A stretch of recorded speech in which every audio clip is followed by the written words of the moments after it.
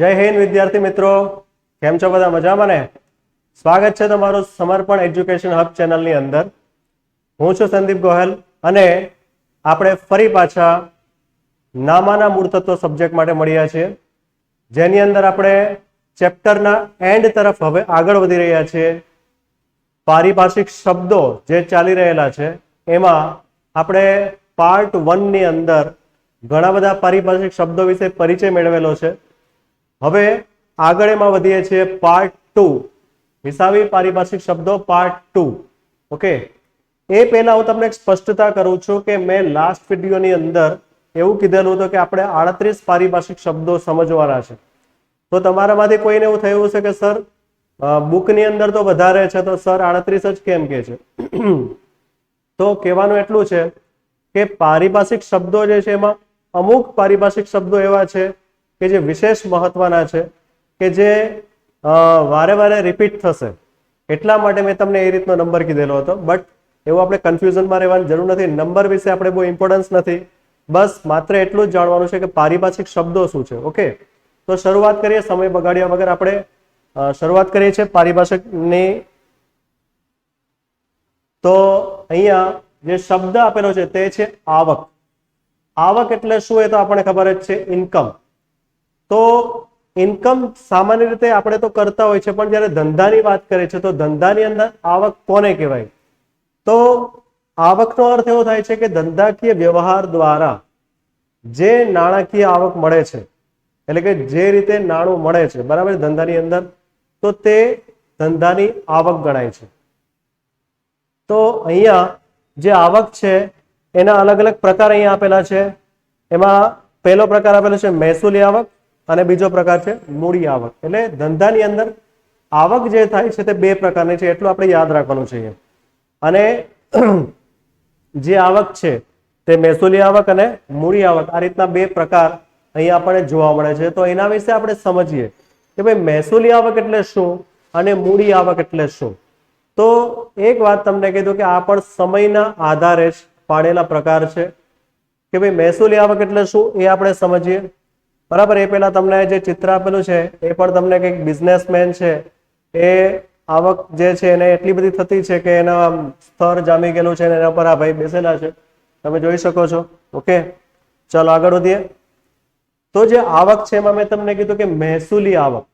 મહેસૂલી આવક એટલે રેવન્યુ રિસીટ એને કહેવાય છે. બરાબર, રેવન્યુ રિસીટની અંદર જે નિયમિત થતી જે આવક છે તેને મહેસૂલી આવક કહેવાય. નિયમિત થતી આવક એટલે શું? કે જે રેગ્યુલરલી એને મળવાની છે, કે ભાઈ દર મહિને કે દર વર્ષે, દર અઠવાડિયે, બરાબર છે. ઇન શોર્ટ 12 મહિનાના સમયગાળાની અંદર જેને રેગ્યુલરલી ઇન્કમ મળ્યા જ કરે છે, યા તો દર વર્ષે એને ઇન્કમ રેગ્યુલરલી મળ્યા કરતી હોય, તો તે એની મહેસૂલી આવક છે. જેમ કે અહીંયા જે ચિત્ર બતાવેલું છે એમાં જે વેપારી છે તે ગ્રાહકને વેચાણ કરે છે. પછી અહીંયા જે બેંક છે તો બેંકમાંથી પણ આપણને વ્યાજ જે છે એ રેગ્યુલરલી મળ્યા કરતું હોય છે.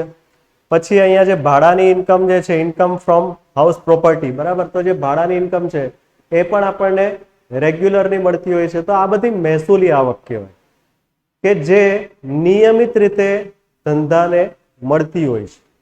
હવે આગળ વધીએ બીજો પ્રકાર આવકનો, અને તે એટલે મૂડી આવક. મૂડી આવક એટલે શું? તો કે જે અનિયમિત આવક છે તે મૂડી આવક.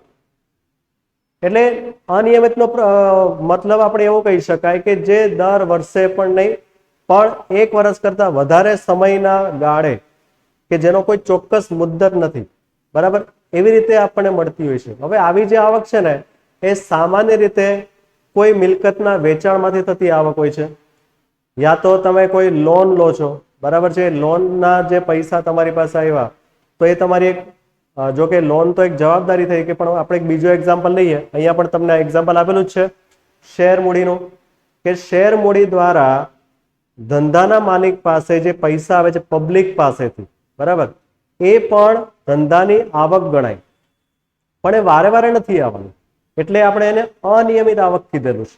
ઓકે, એ વારે વારે નથી આવતી, અમુક સમય પૂરતું જ આવે છે. કે ભાઈ મિલકત તમે વેચો છો તો મિલકતનું વેચાણ કંઈ તમે વારે વારે નથી કરવાના. ચાલો આજે મશીન લીધું તો કે દર વર્ષે તમે મશીન વેચીને નવું મશીન નથી લેવાનું, એને 10 વર્ષ 15 વર્ષ સુધી તમે ચલાવશો, પછી આઉટ ઓફ ડેટ થઈ જાય એટલે તમે એને વેચી નાખશો અને પછી એમાંથી જે ઇન્કમ થશે એ તમારી મૂડી આવક ગણાય. એટલે આ રીતે આવકના અહીંયા આપણે બે પ્રકાર જોયા, મહેસૂલી આવક અને મૂડી આવક. ઓકે, આગળ વધીએ આપણે હવે. ઓકે વિદ્યાર્થી મિત્રો, અહીંયા તમને જે ઇમેજ દેખાય છે એમાં એ અમારા જે સમર્પણ એજ્યુકેશન હબ જે અમારો ક્લાસીસ છે એની અહીંયા એક જાહેરાત છે નાની અમથી, જે તમને જાણકારી માટે અહીંયા તમને રાખેલી છે કે ભાઈ ઘણા વિદ્યાર્થીઓને એવી ઈચ્છા છે કે લાઈવ ક્લાસની અંદર અમારે જોડાવું છે જેથી ઇન્ટરેક્શન થાય. કારણ કે શું છે કે યુટ્યુબમાં તો તમે કોમેન્ટ્સ દ્વારા કહી શકો, પણ લાઈવ ક્લાસની અંદર તમને પણ ખબર છે કે તમે જાણે મારી સામે જ બેઠેલા છો ને મારી સાથે ઇન્ટરેક્શન કરશો તો તમને ત્યારે ને ત્યારે એનું સોલ્યુશન પણ મળી જશે. આ રીતની જો તમારી ઈચ્છા હોય તો એ ઈચ્છા મેં પૂરી કરવા માટે અહીંયા તમને એક ઓફર આપેલી છે કે તમારે જે સબ્જેક્ટ છે main 4 subject account, state, eco, BO, એના અમે લાઈવ ક્લાસીસ લેવાના છે જેની ફીસ માત્ર ને માત્ર 4000 રૂપિયા છે. પણ આ ઓફર માત્ર પહેલા 50 વિદ્યાર્થીઓ માટે જ છે. ઓકે, તો 50 વિદ્યાર્થીની અંદર તમારે જો સામેલ થવું હોય તો વહેલી તકે સબસ્ક્રિપ્શનની લિંક તમને આપેલી છે, બરાબર? એના પર તમે ક્લિક કરશો એટલે તમે પણ અમારા મેમ્બર બની જશો અને લાઈવ ક્લાસીસનો લાભ વહેલી તકે તમે ઉઠાવી શકશો. એનું કારણ છે કે પછીથી કદાચ ફીઝમાં વધારો પણ થઈ. તો અમારી એવી ઈચ્છા છે કે આ પેન્ડેમિક સિચ્યુએશનની અંદર જ્યારે કહેવાય ને કે ફીઝ જે છે એ 15,000 20,000 જ્યારે લેવાતી છે એ સમયે અમે માત્ર ને માત્ર આટલા નોર્મલ ચાર્જીસની અંદર વિદ્યાર્થીઓને 4 સબ્જેક્ટ લાઈવ ક્લાસ રૂપે અમે આપવા માંગીએ છીએ. તો વહેલી તકે એને સબસ્ક્રિપ્શન કરી અને તમે પણ એનો લાભ લો. ઓકે, ચલો આગળ વધીએ આપણે. તો ચૂકવણીઓ, પારિભાષિક શબ્દોમાં ચૂકવણી હવે આપણે વાત કરીએ તો ચૂકવણી એટલે પેમેન્ટ. પેમેન્ટ એટલે શું? એ તો આપણને ખબર છે કે ધંધાની અંદર પણ ખર્ચા આપણે કરીએ છીએ તો એ ખર્ચા માટે આપણે પેમેન્ટ કરવાનું હોય છે. હવે આ જે પેમેન્ટ જે આપણે કરીએ છીએ એ પણ આવકની જેમ એના પણ બે પ્રકાર છે કે ભાઈ મહેસૂલી ખર્ચા અને મૂડી ખર્ચા. ઓકે, પણ હા એક મારે તમને અહીંયા ક્લેરિફિકેશન કરવું છે કે અહીંયા જે ખર્ચા જે શબ્દ તમે વાપરો છો એને એક્સપેન્ડિચર નામ આપેલું છે, બરાબર? આપણે જોઈએ એના માટે એટલે તમને વધારે ખ્યાલ આવશે. મૂડી ખર્ચા, બરાબર? જેવી રીતના આપણે આવકના પ્રકાર જોઈ ગયા, મૂડી આવક અને મહેસૂલી આવક, એવી રીતના ખર્ચાના પણ એ બે પ્રકાર છે, મૂડી ખર્ચા અને મહેસૂલી ખર્ચા. તો મૂડી ખર્ચા એટલે કેપિટલ એક્સપેન્ડિચર અને મહેસૂલી ખર્ચા એટલે રેવન્યુ એક્સપેન્ડિચર. હવે મૂડી ખર્ચા કોને કહેવાય? જેવી રીતના આપણે પહેલામાં જોયેલું કે ભાઈ મૂડી આવક એટલે શું? તો કે જે અનિયમિત આવક છે તે. એવી રીતના આની અંદર પણ એવું જ છે કે જે અનિયમિત ખર્ચા એટલે કે જે તમે વારે વારે નથી કરતા, રેગ્યુલર બેઝ પર તમે નથી કરતા, અમુક સમય તમે કરો છો, બરાબર? તો એવા જે ખર્ચા છે તે મૂડી ખર્ચા ગણાય. જેમ કે અહીંયા તમે જુઓ કે એક મશીનનું ચિત્ર તમને બતાવેલું છે એટલે કે તમે મશીન ખરીદો, બરાબર? તો મશીનની જે ખરીદી છે તમારા માટે ખર્ચો જ છે, પણ એ ખર્ચો કે તમે દર વર્ષે નથી કરવાના કે તમે દર મહિને નથી કરવાના, પણ 1 વર્ષ કરતા વધારે સમય પછી તમે એનો ખર્ચ કરવાના છે, માટે તે મૂડી ખર્ચ થઈ ગયો, બરાબર? એવી રીતના તમે બેંકમાંથી લોન લીધી હોય તો અહીંયા જો આ ભાઈ ફટાફટ દોડે છે બેંક તરફ, કેમ? તો કે ભાઈ એને લોન ચૂકવી દેવી છે અને દેવાથી મુક્ત થવું છે. તો આવી રીતની લોનની ચૂકવણી તમે એક સાથે જો કરો છો યા તો તમે લોનનું પેમેન્ટ ટૂંકમાં તમે કરો છો તો એ પણ તમારા ધંધાનો મૂડી ખર્ચ ગણાય, બરાબર છે? કારણ કે 1 વર્ષ કરતા વધારે સમયગાળા માટેની લોન છે, એટલા માટે એ પેમેન્ટ તમે કરો છો, એ ચૂકવણી તમે કરો છો તો એ પણ તમારો મૂડી ખર્ચ જ ગણાય, બરાબર? એટલે મૂડી ખર્ચ એટલે શું એ તમે સારી રીતે સમજી લીધું છે. આગળ વધીએ હવે બીજો પ્રકાર, મહેસૂલી ખર્ચા.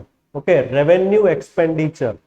જેવી રીતના નિયમિત આવકની વાત કરીએ એવી રીતના નિયમિત ખર્ચા પણ હોય છે ધંધાની અંદર કે જે રેગ્યુલર બેઝ પર થતા હોય છે, બરાબર? એને આપણે મહેસૂલી ખર્ચા કહીએ છીએ. તો એવા મહેસૂલી ખર્ચાની અંદર આપણે જોવા જઈએ તો ધંધાનો માલિક અમુક ખર્ચા રેગ્યુલર કરે છે કે ભાઈ પોતાના એમ્પ્લોયીને પગાર ચૂકવે છે ને દર મહિને, તો એ મહેસૂલી ખર્ચ થયો, બરાબર?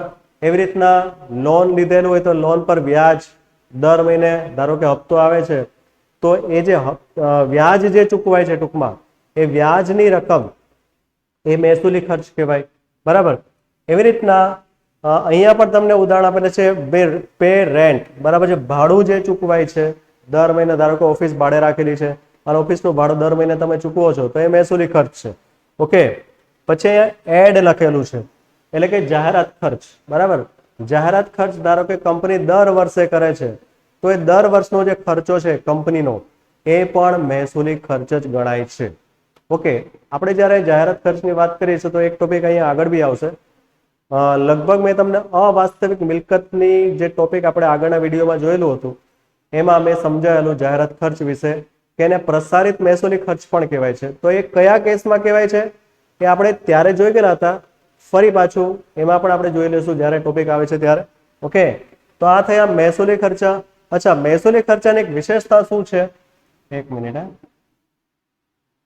હા, મહેસૂલી ખર્ચાની જે વિશેષતા છે એ પહેલું છે કે તે નિયમિત છે.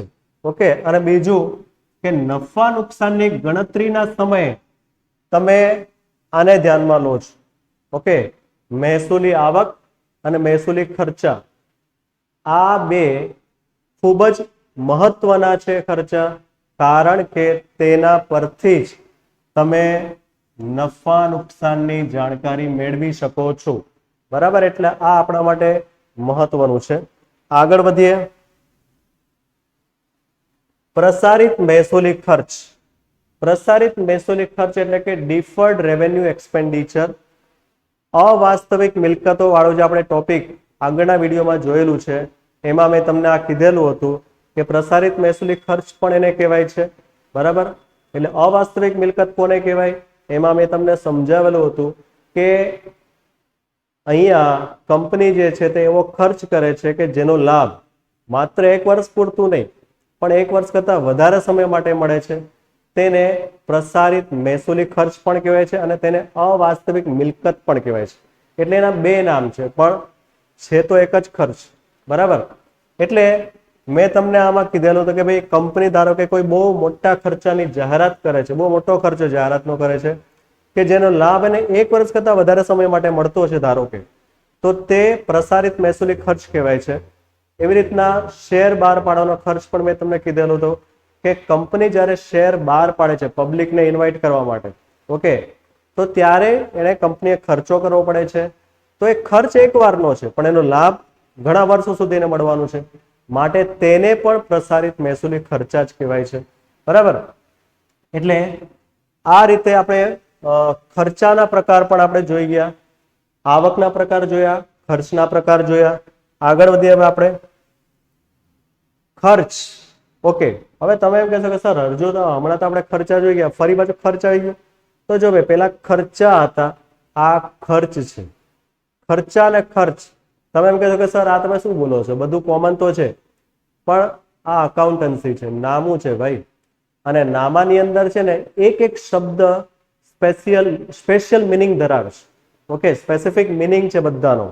એટલે અહીંયા આપણે બધાને મિક્સ નથી કરવાનું. આપણી ગુજરાતી ભાષા છે પણ આપણું ગુજરાતી નથી.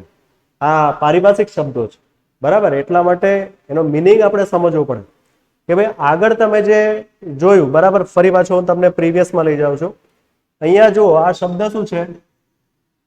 એક્સપેન્ડિચર. ઓકે. એક્સપેન્ડિચર છે અહીંયા શબ્દ. અને હવેનો શબ્દ તમે જુઓ નેક્સ્ટમાં, અહીંયા શું લખેલું છે? એક્સપેન્સ. ઓકે. તો એક્સપેન્ડિચર અને એક્સપેન્સ, તમે એમ કહેશો કે સર બંને શબ્દોનો અર્થ તો એક જ થાય છે, ખર્ચ. ઓકે. તમે એમ કહો છો, હું પણ કદાચ એવું માનતો હતો પહેલા, પણ હવે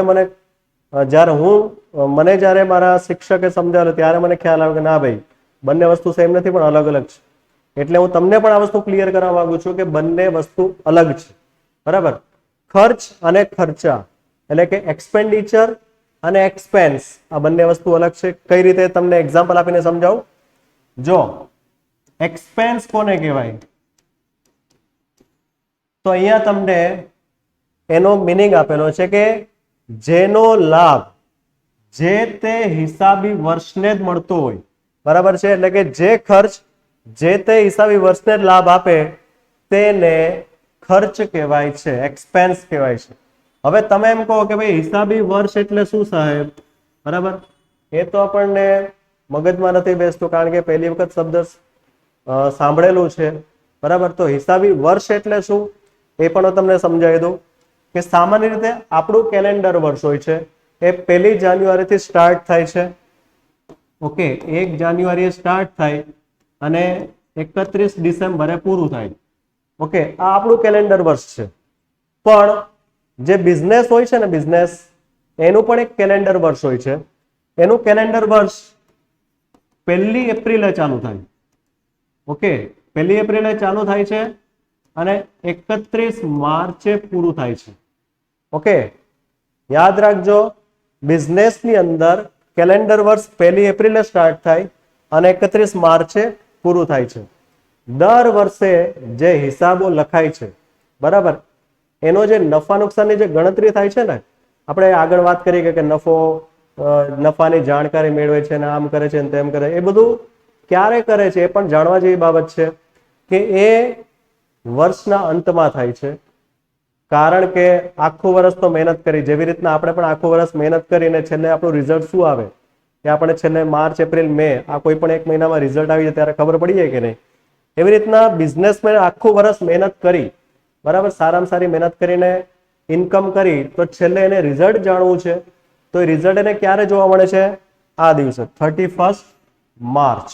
ઓકે, એટલે આ જે સમયગાળો છે ને એને કહેવાય છે હિસાબી વર્ષ.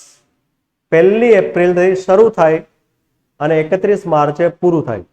બરાબર, આ વર્ષ ધંધાનું વર્ષ કહેવાય છે. એને બીજા શબ્દોમાં નાણાકીય વર્ષ પણ કહેવાય છે. ઇંગ્લિશમાં એને ફાઇનાન્શિયલ યર કહેવાય છે. બરાબર છે. એટલે તમે ઘણાના મોઢેથી સાંભળેલું પણ હશે, માર્ચ એન્ડિંગ, માર્ચ એન્ડિંગ. એ માર્ચ એન્ડિંગનો મતલબ શું? તો ભાઈ માર્ચ એન્ડિંગ એટલે બધા જે આખા વર્ષના જેટલા બી પેન્ડિંગ હિસાબો છે એને ક્લોઝ કરવાના છે. અને ફાઇનલી નફો કે નુકસાન શું છે, ધંધાની પરિસ્થિતિ શું છે એ જાણવી છે તમારે.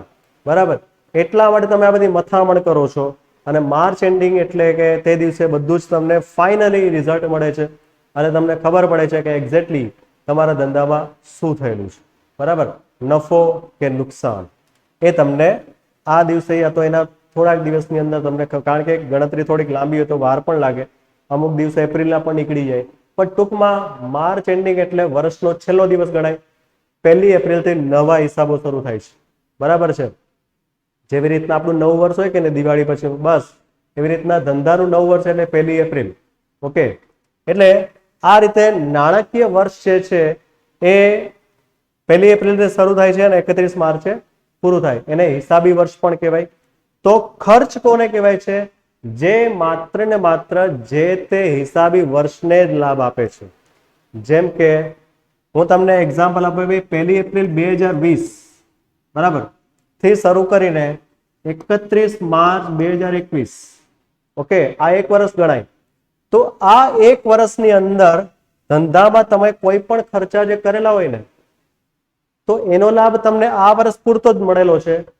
એના પછીના સમયગાળામાં તમને એ ખર્ચ લાભ નહીં આપે. ઓકે, તો તેને ખર્ચ કહેવાય. ઓકે, સમજો ધ્યાનથી, હું જે સમજાવું છું તે ખર્ચ એટલે શું? જે એક વર્ષ પૂરતા સમયગાળાને જ લાભ આપે છે. ધંધાને એ સમયગાળાની અંદર જ લાભ આપે છે. જ્યારે વર્ષ પૂરું થાય ને નવું વર્ષ ચાલુ થશે એટલે એ નવા વર્ષમાં તમે જે ખર્ચા કરશો એ ખર્ચા ત્યારે લાભ આપશે. ઓકે, એટલે આને એક્સપેન્સ કહેવાય છે. જ્યારે એક્સપેન્ડિચર કોને કહેવાય? કે જે 12 મહિના કરતા વધારે સમયગાળા માટે પણ લાભ આપશે. ઓકે, જેમ કે મશીનરી તમે ખરીદી તો મશીનરીનો લાભ માત્ર એક વર્ષ પૂરતો નથી, ઘણા વર્ષો સુધી લાભ મળતો છે ને. બરાબર, એટલે એને તમે ખર્ચા કહો છો, એક્સપેન્ડિચર કહો છો, એને એક્સપેન્સ નથી કહેવાતું.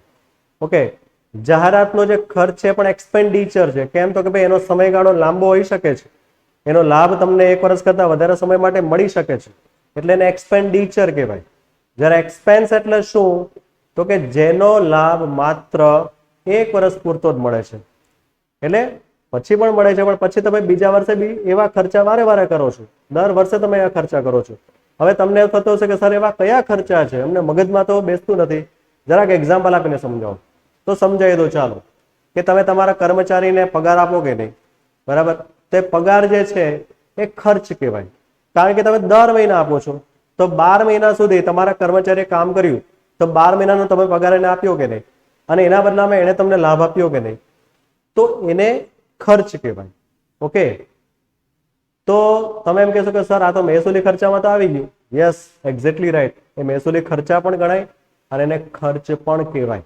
ઓકે, ટૂંકમાં કહેવાનું એટલું છે કે એ ખર્ચા કે જે હિસાબી વર્ષ પૂરતો લાભ આપે છે એને ખર્ચ કહેવાય છે, એક્સપેન્સ કહેવાય છે. ઓકે, ને પેલા એક્સપેન્ડિચર કહેવાય છે.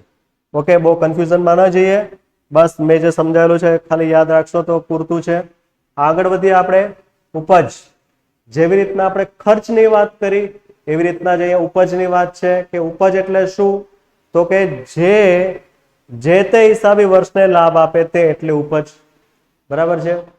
તમને ધંધામાં જે આવક થઈ છે, જે નફો થયો છે, બરાબર, તો એ નફાનો યા તો કોઈ પણ એવી ઇન્કમ કે જે 12 મહિના પૂરતી જો તમને લાભ આપતું હોય, એટલે કે કદાચ એના કરતા ઓછા સમયગાળા માટે પણ લાભ આપતું હોય, એવી રીતની જે ઉપજ થાય છે તમારી પાસે, એવી રીતની જે ઇન્કમ થાય છે, બરાબર, એ તમારી ઉપજ કહેવાશે, તમારી રેવન્યુ કહેવાશે. એક્ઝામ્પલ અહીં આપેલા જ છે કે ભાઈ ભાડાની આવક, બરાબર, તમે કોઈ ઘર ભાડા આપેલું છે તો એ ભાડાની આવક છે. અને બીજું અહીં આપેલું છે ઇન્વેસ્ટમેન્ટ. ઇન્વેસ્ટમેન્ટ નહીં, પણ ઇન્વેસ્ટમેન્ટ ઉપર જે ઇન્ટરેસ્ટ મળે છે, વ્યાજ, બરાબર છે, તમને વ્યાજ મળે કે નહીં, તો જે વ્યાજની જે આવક થાય છે એ પણ તમારી ઉપજ કહેવાય, કારણ કે તમને 12 મહિના સુધીમાં તમને એ લાભ આપે છે એટલા માટે. ઓકે, તો ચાલ આપણે ખર્ચ ને ઉપજની વાત કરી લીધી છે. આગળ વધીએ આપણે હવે. નફો. ભાઈ નફો એટલે શું એ તો આપણે બહુ સારી રીતે જાણીએ છીએ, કારણ કે આપણે આગળ ગણિતમાં ભણવાનું આવી ગયું છે. બરાબર, તો અહીંયા તમને સમીકરણ આપેલું છે અકાઉન્ટની ભાષામાં કે ભાઈ નફો એટલે શું. તો મહેસૂલી આવક જે છે એમાંથી મહેસૂલી ખર્ચ બાદ કરીએ એટલે જે ડિફરન્સ આવે તેને કહેવાય નફો.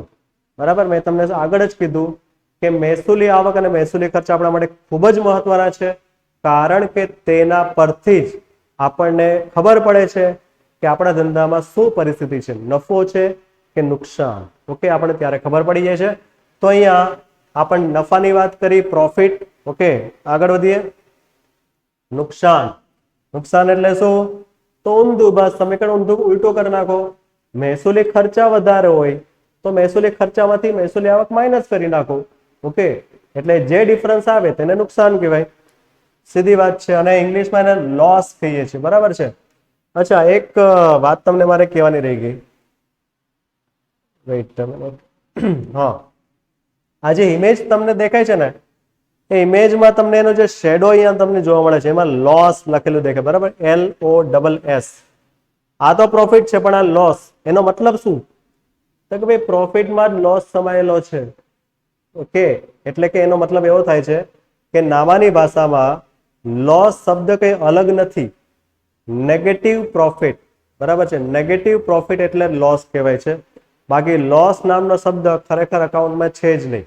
ઓકે, બાકી પ્રોફિટ જે છે ને, આગળ આપણે જ્યારે ભાગીદારીના હિસાબો આવશે ધોરણ 12 ની અંદર, એમાં તમારે વસ્તુ સમજવાની આવશે. અત્યારે તો હજુ નહીં આવે, પણ આ એક તમને ક્લિયર કરું છું એટલા માટે તમને કહું છું કે એકાઉન્ટમાં આ વસ્તુ એક લોકોએ ઘણી વખત સમજાવેલી છે કે પ્રોફિટ જે છે એ પણ બે પ્રકારનો હોય છે, પોઝિટિવ પ્રોફિટ અને નેગેટિવ પ્રોફિટ. બરાબર, તો પોઝિટિવ પ્રોફિટ એટલે તો એક્ઝેક્ટલી આપણે પ્રોફિટ થાય જ છે, પણ નેગેટિવ પ્રોફિટ એટલે જેને આપણે લોસ કહીએ છીએ, નુકસાન. બરાબર છે, એટલે અહીંયા આ રીતની ઇમેજ એટલા માટે મેં તમને બતાવેલી છે. ઓકે, આગળ વધીએ. લોસ પણ આપણે સમજી લીધેલો છે. ત્યારબાદ છે ખરીદી. ઓકે, ખરીદી એટલે શું, તો કે ભાઈ પરચેસ. હવે ખરીદી એટલે સામાન્ય રીતે આપણે પણ એવું કહેતા, ચલો ભાઈ ખરીદી કરવા જવાના બજારમાં, બરાબર, શોપિંગ કરવા જવાના છે મોલમાં, ડીમાર્ટ ને આ ને તે ને બધું આપણે શોપિંગ કરવા જઈએ ને, મસ્ત આપણે કંઈક પરફ્યુમ લેવાનું છે, ડીઓ, બરાબર, ઘણી બધી ખરીદી કરવાની આપણે, કારણ કે આપણી જરૂરિયાતો બહુ બધી રહી ને, એટલે આપણે ખરીદી કરવાની જ હોય, એટલે આપણે શોપિંગ કરવા જઈએ છીએ. પણ આ તો ધંધાની ખરીદીની વાત છે ભાઈ. બરાબર, અહીંયા તમે ચિત્ર પણ જુઓ, ચિત્રમાં બધા બહુ બોક્સ છે. બરાબર, એ બોક્સના બધા કર્મચારીઓ ગોઠવતા છે. આ ભાઈ કંઈક હિસાબ લખતો છે, આ ભાઈ તપાસતો છે કે બધું બરાબર પેકિંગ થયેલું છે કે નહીં. બરાબર, એટલે અહીંયા ટૂંકમાં આ ધંધાની ખરીદીની વાત છે, જેને ઇંગ્લિશમાં પરચેઝ કહેવાય છે. તો અહીંયા ખરીદીનો અર્થ કંઈક સ્પેશિયલ છે, બરાબર. એ સ્પેશિયલ મિનિંગ શું છે એ આપણે જોઈ લઈએ. વેપારી જે વસ્તુનો વેપાર કરતો હોય તે ખરીદી એટલે તેને કહેવાય ખરીદી ટૂંકમાં, બરાબર.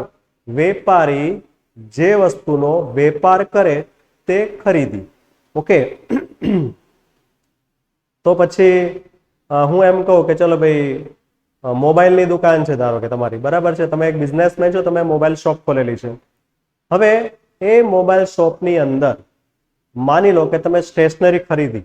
ઓકે, કઈ ફાઇલ છે, સ્ટેપલર, બોલપેન, એવું તમે કંઈ પણ લીધું.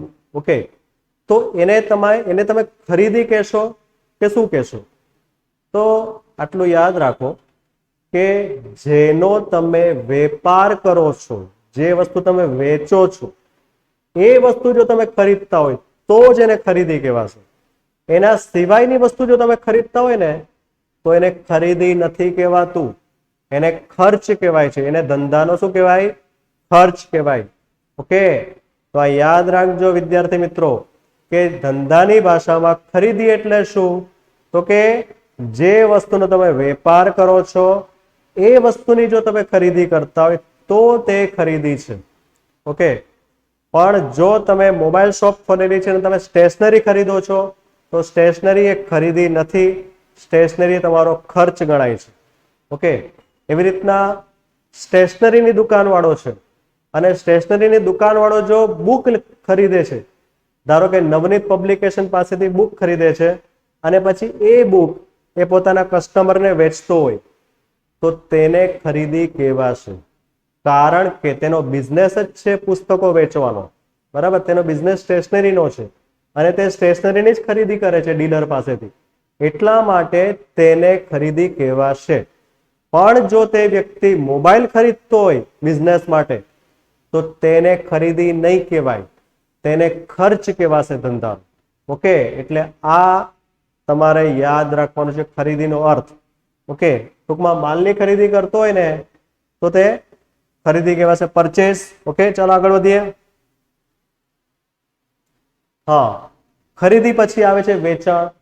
જે માલ તમે ખરીદેલો છે, જે વસ્તુ તમે ખરીદેલી છે વેચવા માટે, એ વસ્તુ તમે કસ્ટમરને જ્યારે વેચો છો તો તેને વેચાણ કહેવાય. ઓકે, એટલે લખેલું છે જો વેપારી જે વસ્તુનો વેપાર કરતો હોય તે વેચે એટલે વેચાણ. અહીંયા તમને આ મોલ બતાવેલું જ છે અને મોલમાં કેટલી બધી વસ્તુઓ પડેલી છે આપણને પણ ખબર છે કે આપણે જ્યારે ડીમાર્ટ ને બધામાં જઈએ, ધીરજ સંસ ને બધામાં, તો ત્યાં ઘણી બધી વસ્તુઓ પડેલી હોય છે, બરાબર ને. આપણે લેવાની બી બહુ ઈચ્છા થઈ જાય, લેવા કંઈક આપણે ગયેલા હોય ને કંઈક બીજું જ લેવાઈ જાય, કારણ કે બહુ બધી વસ્તુ પડેલી ને આપણે યાદ આવે અલા આ વસ્તુ તમારી પાસે નથી, બરાબર, એટલે આપણે વસ્તુ લઈ લઈએ. તો અહીંયા ધંધાદારી વ્યક્તિ જે છે એ આ રીતે વેચાણ કરે છે. ઓકે, એટલે વેચાણ એટલે બીજું કંઈ નહીં, એણે જે ખરીદેલી વસ્તુ છે, વેચવા માટે લીધેલી છે, એ વસ્તુ જ્યારે એ કસ્ટમરને આપે છે ત્યારે તે વેચાણ ગણાય છે. અને આ વેચાણ જે છે, ખરીદીને વેચાણની જે મેં તમને વાત કરી, એ બે પ્રકારના હોય છે, રોકડ અને ઉધાર. એટલે કે ખરીદી પણ બે પ્રકારની, રોકડ ખરીદી અને ઉધાર ખરીદી. એવી રીતના વેચાણ પણ બે પ્રકારના, રોકડ વેચાણ અને ઉધાર વેચાણ. રોકડ વેચાણ એટલે કે ઓન ધી સ્પોટ તમારી પાસે કેશ આવે છે તો કેશ પેમેન્ટ કરો છો, બરાબર. રોકડ ખરીદીની અંદર તમે શું કરશો તો કે ભાઈ કેશ પેમેન્ટ, અને રોકડ વેચાણની અંદર કસ્ટમર તમને કેશ પેમેન્ટ કરે એટલે કે તમારી રોકડ આવક થાય છે ત્યાં. જ્યારે ઉધારમાં શું હશે? ભવિષ્ય આવશે કે ભાઈ ઉધાર ખરીદી એટલે તમે ભવિષ્યમાં પૈસા ચૂકવવાના છો, અને ઉધાર વેચાણ એટલે તમારો કસ્ટમર તમને ભવિષ્યમાં પૈસા આપવાનો છે, તમારી પાસે ભવિષ્યમાં આવક આવવાની છે, અત્યારે નથી આવતી, તો તે ઉધાર વેચાણ છે. એટલે આ રીતે ખરીદી પણ બે પ્રકારની, વેચાણ પણ બે પ્રકારના. ઓકે, આગળ વધીએ હવે આપણે. માલનો સ્ટોક. ભાઈ સ્ટોક એટલે શું? તો કે ભાઈ સ્ટોક એટલે ખરીદેલો માલ પૈકી વધેલો માલ, બરાબર. જે માલની તમે ખરીદી કરેલી હતી, આપણે ખરીદીની વ્યાખ્યા જોઈ ગયા, બરાબર. તો એ માલે તમે ખરીદી કરી છે પણ એ માલ બધો એક સાથે નથી વેચાઈ જતો, એ આપણે ખબર જ છે. અમુક માલ ગોડાઉનમાં પડેલો, જો અહીંયા ગોડાઉન બતાવેલું છે અને આ ગોડાઉનમાં આ બધું પડેલું છે જે હજુ વેચાયા વગરનું છે, હજુ વેચવાનું બાકી છે, બરાબર. તો તેને સ્ટોક કહેવાશે. ઓકે, આગળ મેં લગભગ તમને એક ઇમેજમાં બતાવેલું હતું આગળના વિડીયોમાં, પણ ફરી પાછું અહીંયા તમને ક્લિયર કરું છું કે સ્ટોક એટલે શું? તો કે જે ગોડાઉનમાં પડી રહેલું છે, જે હજુ વેચાયેલું નથી પણ વેચવા માટે જ છે, બરાબર, તો તે ધંધાનો સ્ટોક કહેવાય. ઓકે, બસ આમાં ખાલી આટલું જ સમજવાનું છે, બીજું કંઈ નથી. દેવાદારો, દેવાદાર બી બહુ ટાઈ બાય પહેરીને ઉભેલો છે.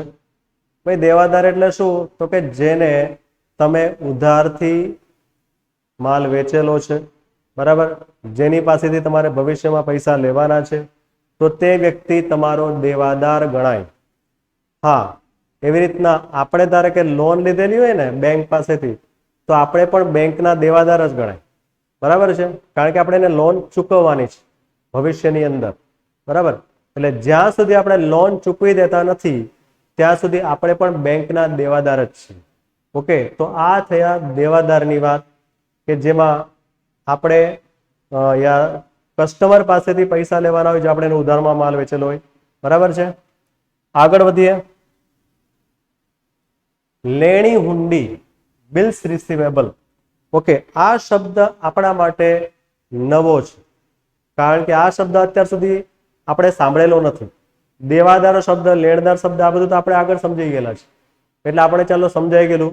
પણ આ લેણી હુંડી એટલે શું? જો લેણી હુંડી, એમાં લેણું શબ્દ છે. લેણું એટલે પૈસા લેવાના. ઓકે, તો પૈસા લેવાના કોની પાસેથી? કે ભાઈ કસ્ટમર પાસેથી.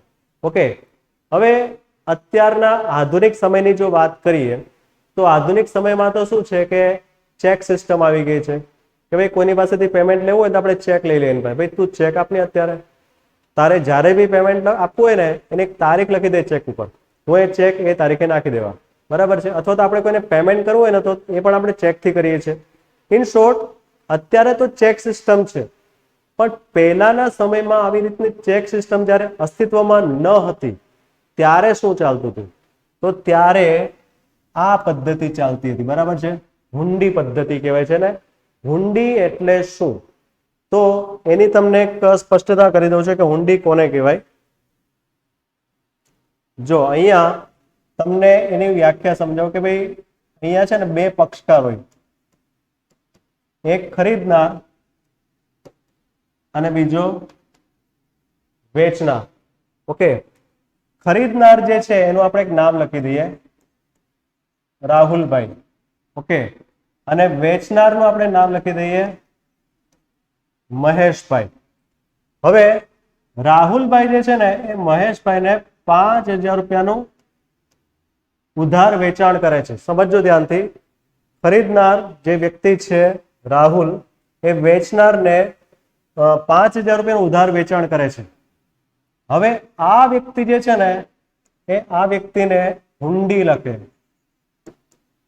ઓકે, હુંડી એટલે શું? હવે એ પણ હું તમને અહીંયા લખી આપું છું કે હુંડી એટલે બીજું કંઈ નથી, એક લેખિત દસ્તાવેજ છે, જેનો ડેમો તમને પછી બતાવું છું. અત્યારે આપણે ખાલી આને સમજી લઈએ કે રાહુલ જે કોણ છે, સોરી અહીંયા મેં એક ભૂલ કરી નાખી, રાહુલભાઈ વેચનાર છે, સોરી, આવી રીતનું થઈ જાય ક્યારેક ક્યારેક, પણ ચાલે. મહેશભાઈ ખરીદનાર છે. ઓકે, હવે બરાબર છે, નહીતર પછી આપણે કન્ફ્યુઝન થઈ જાત કે સર આ તમે કહેતા જો શું ને લખતા જો શું. બરાબર છે, તો કઈ વાંધો નહીં. વેચનાર વ્યક્તિ રાહુલ છે અને ખરીદનાર વ્યક્તિ મહેશ છે. હવે રાહુલભાઈ જે છે એ મહેશભાઈને 5,000 રૂપિયાનો માલ વેચે છે. બરાબર, એટલે કે રાહુલે મહેશ પાસેથી 5,000 રૂપિયા લેવાના છે. હવે એ જે પૈસા છે માની લો કે 2 મહિના પછી લેવાના છે. તો ભાઈ 2 મહિના પછી પૈસા લેવાના હોય તો અત્યારે તો આપણે ચેક લઈ લઈએ ચાલો, પણ ત્યારે તો ચેક સિસ્ટમ હતી નહીં. તો પેલો એમ કહી દે કે ના ના મહેશભાઈ છે ને તો રાહુલભાઈને એમ કહી કે રાહુલભાઈ ચિંતા નહીં કરતા, હું તમને 2 મહિના પછી પૈસા ચોક્કસ આપી દેવા, ચિંતા નહીં કરતા. તો પેલો માનવાનો છે? રાહુલભાઈ નહીં માને. ભાઈ જો તમારા સાથે મારા સંબંધો સારા છે, કંઈ એમાં કંઈ ફરક નથી પડતો, પણ તો પણ આપણે એક લેખિત કરાર કરીએ કે જેથી ખબર પડે કે ભવિષ્યની અંદર તમારે ક્યારે પૈસા ચૂકવવાના છે, તમને પણ યાદ રહે, મને પણ યાદ રહે. એટલા માટે જે વેચનાર વ્યક્તિ છે રાહુલભાઈ, એ શું કરે છે? એક ચિઠ્ઠી લે છે અને ચિઠ્ઠીમાં લખે છે, આથી મહેશભાઈને જણાવવામાં આવે છે કે તારીખ 2 મહિના પરનો સમયગાળો છે, બરાબર. હવે આ ધારો કે આ જે મહિનો, ધારો કે જાન્યુઆરી મહિનો ચાલતો હોય અથવા તો જૂન મહિનો અત્યારે ચાલે છે, બરાબર. તો જૂન થી લઈને જૂન અને જુલાઈ, માન લો કે ઓગસ્ટની 5 તારીખ કીધી, બરાબર, કે ભાઈ 5 ઓગસ્ટે પૈસા આપવા માટે તૈયાર છે મહેશભાઈ. તો પેલી ચિઠ્ઠીમાં લખે, કોણ લખે? રાહુલભાઈ, કે ભાઈ આથી જણાવવામાં આવે છે કે મહેશભાઈ તારીખ 5/8/2021 ના રોજ રૂપિયા 5000 ચૂકવશે. ઓકે, આ રીતનું એક લખાણ લખે છે.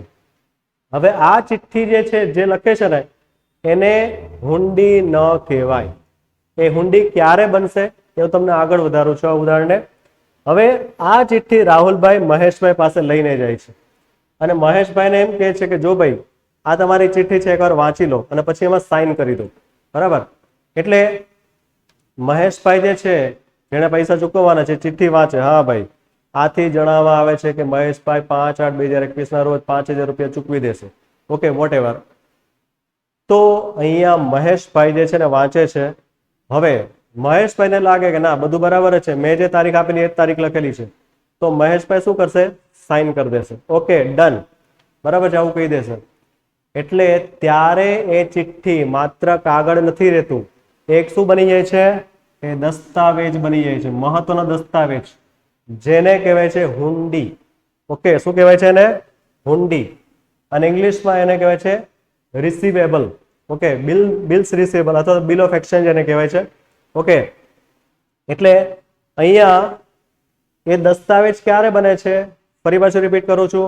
લખનાર વ્યક્તિ છે રાહુલભાઈ, એને ચિઠ્ઠી લખી તો નાખી, પણ જ્યાં સુધી ખરીદનાર વ્યક્તિ જે છે, જેને પેમેન્ટ કરવાનું છે, એ વ્યક્તિ જ્યાં સુધી એના પર સિગ્નેચર નથી કરતો ત્યાં સુધી માત્ર ચિઠ્ઠી જ છે, બરાબર.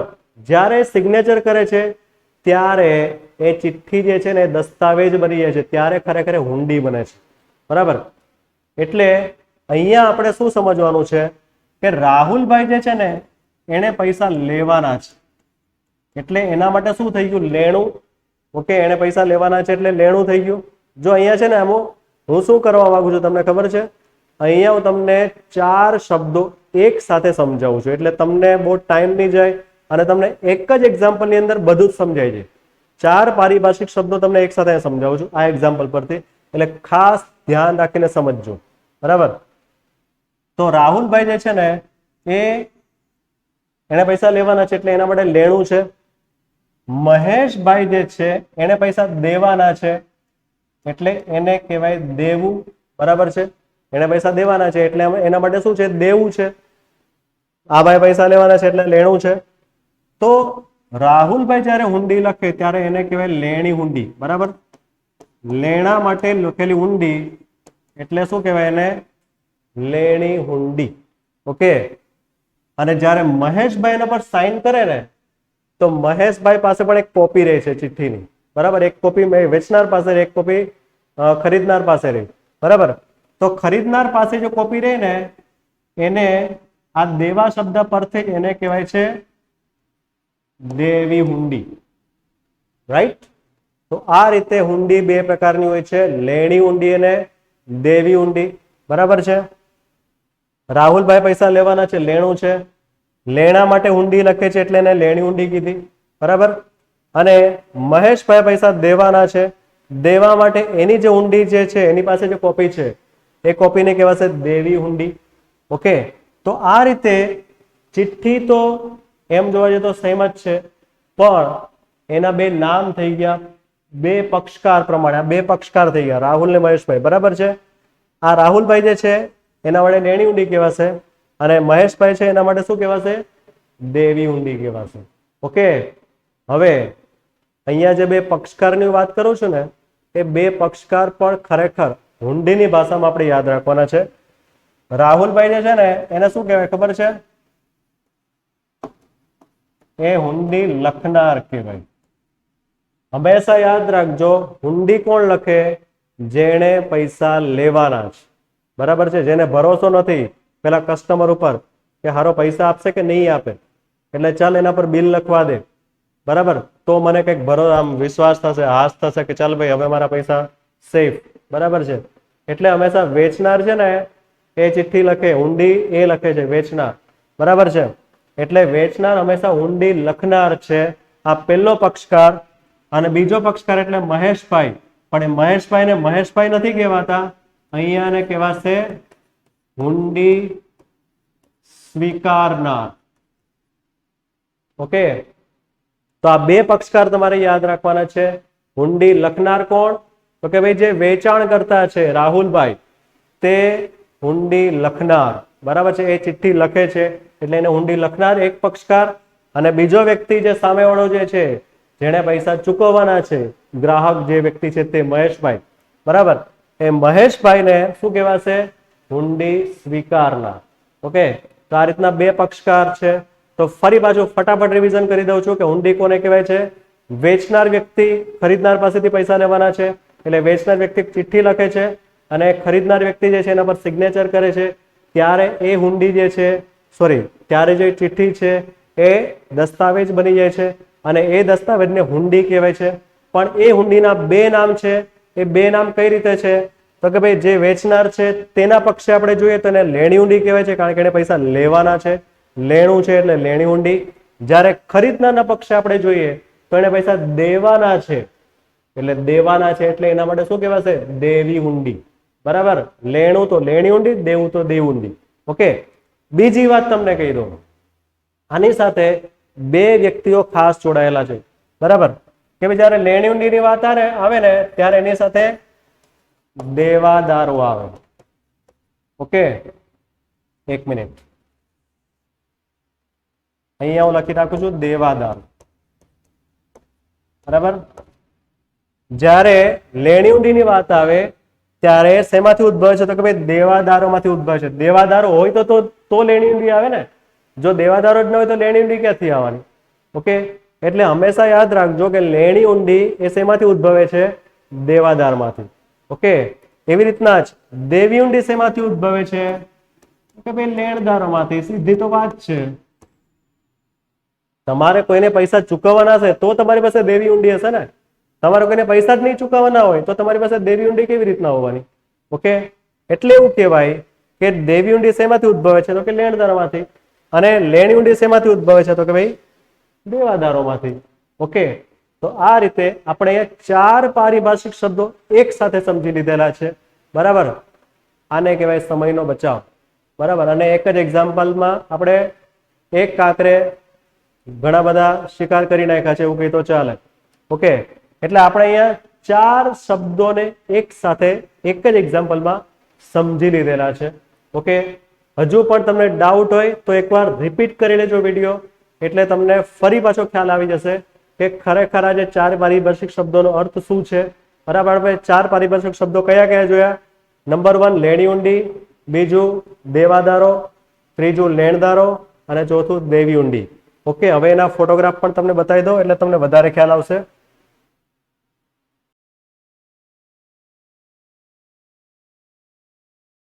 બરાબર, હા, હવે લેણી હુંડીનો નમૂનો કેવો છે જે મેં તમને વાત કરી ને એની કોપી પણ આપણે ખબર હોવી જોઈએ કે ભાઈ કેવી રીતની કોપી હતી.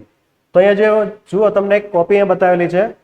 અહીંયા રેવન્યુ સ્ટેમ્પ લાગેલા છે, કારણ કે તો જે લીગલ ડોક્યુમેન્ટ ગણાય છે. બરાબર, કાયદેસરની એ દસ્તાવેજ ગણાય છે, જેના આધારે કદાચ જો પેલો ખરીદનાર પૈસા ન આપે ને તો સ્વાભાવિક છે કે એના પર કંઈક કેસ કરવો હોય કોર્ટમાં તો એ પણ થઈ શકે. એટલા માટે એક લીગલ ડોક્યુમેન્ટ છે. બરાબર, હા, એક વસ્તુમાં મારે તમને એ પણ ચોખવટ કરવાની કે આ લેણી હુંડી ને દેવી હુંડી જે છે ને એનું આખું ચેપ્ટર તમારે ભણવાનું આવશે. એટલે ચિંતા નહીં કરતા, આના વિશે તમે ડીપમાં ભણવાના છો. આખું ચેપ્ટર જ છે, એની એન્ટ્રી કેવી રીતના થાય છે એ બધું જ એમાં આવશે, ડિટેલમાં આવશે. બરાબર, અહીંયા તો મેં તમને ખાલી એની હિન્ટ આપેલી છે કે ભાઈ લેણી હુંડી કોને કહેવાય, દેવી હુંડી કોને કહેવાય. ઓકે, તો અહીંયા તમને એનું સેમ્પલ કોપી આપેલું છે. એમાં તમે જુઓ પૈસા લેવાના છે 1,50,000 રૂપિયા અને લખેલું છે કે 3 months after date pay Mr. P or his order a sum of ₹1,50,000 value received. બરાબર, એટલે accepted by Mrs. Q. જો પૈસા કોને લેવાના છે? P. તો P જે છે તે વેચનાર છે અને accepted by Mrs. Q. તો Q જે છે ને એ ખરીદનાર વ્યક્તિ છે, જેણે ખરીદી કરી હશે ને એને હુંડી સ્વીકારેલી છે. બરાબર, અને પછી આ જે છે ને એ બિલ ઓફ એક્સચેન્જ એટલે કે લેણી ઊંડી બની ગયું. એટલે આ રીતે અહીંયા અમે લખેલું જ છે કે બે પક્ષકારો છે, લેખિત દસ્તાવેજ છે અને વેચાણ કરતા ગ્રાહક પર લખે છે. આ ખાસ યાદ રાખજો, બરાબર, કે લેણી ઊંડી હંમેશા કોણ લખે છે? વેચાણ કરતા, કારણ કે એને પૈસા લેવાના છે તો સ્વાભાવિક છે કે એ જ ચિઠ્ઠી લખવાનો છે. ઓકે, એટલે વેચાણ કરતા ગ્રાહક પર લખે છે. ત્યાર પછીની સ્લાઇડ આપણે જોઈએ તો લેણું. તો લેણું એટલે શું? તો કે રિસીવેબલ્સ, તમારે પૈસા લેવાના છે. હા, ગ્રાહક પાસેથી લેવાના છે તો ખરા જ, પણ એના સિવાયના બી લેણા હોય છે. માત્ર તમે વેચાણ કરેલું છે એના પૈસા લેવાના, એને જ લેણું કહેવાય એવું નથી, બરાબર, એ તો આપણે જોઈ ગયા. પણ એના સિવાયની પણ અમુક આવક હોય છે કે જે મળવાની બાકી હોય છે, બરાબર. જેમ કે ભાડું છે, તો ભાડું કંઈક મળવાનું બાકી રહી ગયું, 2 મહિનાનું ભાડું લેવાનું બાકી રહી ગયું હોય તો એને લેણું કહેવાશે ધંધાની ભાષામાં. એવી રીતના બેંક જે છે એની પાસેથી આપણે 6 મહિનાનું વ્યાજ લેવાનું બાકી હોય ધારો કે, તો એ પણ આપણું લેણું જ કહેવાય, બરાબર. એવી રીતના અહીંયા જે વ્યક્તિ છે તો આ વ્યક્તિ પણ અહીંયા વેચાણ અહીંયા બતાવેલું છે, જો કે ઉદાહરણ. તો અહીંયા પણ એક લેણું જ કહેવાય કે ભાઈ ધારો કે ભવિષ્યમાં આ વ્યક્તિ એવું કહેતો હું તમને ભવિષ્યમાં પૈસા આપીશ, તો તે પણ લેણું જ ગણાય, બરાબર છે, વેપારી માટે. તો આ રીતે આપણે લેણા વિશે જોયું. પછી લેણદારો એટલે શું? તો જુઓ, બિચારા વ્યક્તિ આખી પોતાની મૂડી જે છે તે અહીંયા કોને આપે છે? ક્રેડિટર, લેણદારને આપે છે. બિચારો રડવા જેવો થઈ ગયેલો છે, કારણ કે સ્વાભાવિક છે ભાઈ, પૈસા બધા જતા રહે છે, એની પાસે કંઈ વધ્યું જ નથી, એટલા માટે રડતો છે. કંઈ વાંધો નહીં, આપણે તો ખાલી એટલું જ યાદ રાખવાનું છે કે લેણદાર કોને કહેવાય? જે લેવાનું જ કામ કરે. જો એ લેવાનું જ કામ કરે છે ને, પૈસા લેવાનું કામ કરે છે, કારણ કે એણે પૈસા આપેલા હતા ભૂતકાળમાં, એટલા માટે પૈસા લેતો છે. ઓકે, તો જે વ્યક્તિ પાસેથી ઉધાર ખરીદી કરી હોય તે લેણદાર. અને ત્યાર પછી દેવી ઊંડીની પણ મેં તમને વાત કરી દીધી છે. એમાં પણ જુઓ, બે પક્ષકાર, હુંડી લખનાર, હુંડી સ્વીકારનાર, લેખિત દસ્તાવેજ છે. ગ્રાહક દેવું ચૂકવવાની જવાબદારી સ્વીકારે છે. ઓકે, પેલી કોપી આપણે જોઈ ગયા ને, જો એમાં લખેલું છે ને એક્સેપ્ટેડ મિસિસ ક્યુ, બરાબર છે. જે મિસિસ ક્યુ છે એ ખરીદનાર છે, એણે હુંડી સ્વીકારી છે. ઓકે, તો આ રીતે આપણે દેવી ઊંડીને પણ સમજી લીધું છે. અને અહીંયા સુધી આપણે રાખીએ છીએ. પાર્ટ 3 નેક્સ્ટ વિડીયોમાં આવી રહ્યું છે, બરાબર છે. એકચ્યુઅલી મારી ઈચ્છા નહીં હતી, પણ હવે શું છે કે પછી વિડીયો બહુ મોટો બની જાય તો આપણે મજા નહીં આવે, એટલા માટે અહીંયા સુધી આપણે રાખીએ. હવે પછીના જે વિડીયો આવશે તેની અંદર આપણે આ ચેપ્ટરને એન્ડ કરીશું, કારણ કે હવે થોડાક જ પારિભાષિક શબ્દો બાકી રહેલા છે. તો જે કંઈ પણ બાકીની ડિટેલ છે એ આપણે નેક્સ્ટ વિડીયોમાં જોવાના છે. તો તૈયાર રહેજો એના માટે પણ. અને આ વિડીયોને ખાસ રિવાઇઝ કરીને એકવાર જોઈ લેજો, જેથી તમને કન્ફ્યુઝન ના રહે. ઓકે, તો અહીંયા સુધી રાખીએ વિદ્યાર્થી મિત્રો, મળીએ નેક્સ્ટ વિડીયોમાં. Thank you very much. જય હિન્દ.